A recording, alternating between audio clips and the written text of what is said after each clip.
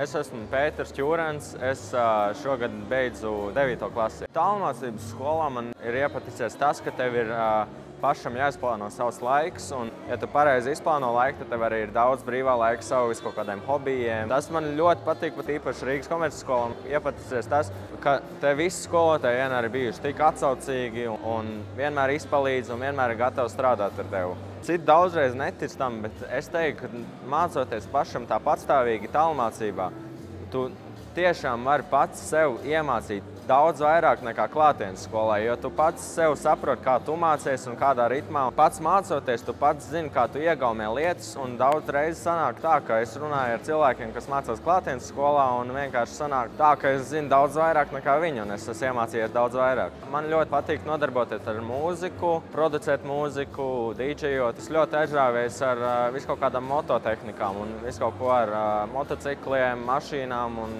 tehniskajām lietām. Rīgas komercskola varētu rekomendēt jebkuram, vai tas ir cilvēks arī, teiksim, ar kaut kādām mācīšanām grūtībām, vai arī parasts cilvēks, jo Rīgas komercskola ir ļoti kvalitatīva un laba skola, kurā var iet mācīties un tiešām arī apgūt daudz lietu.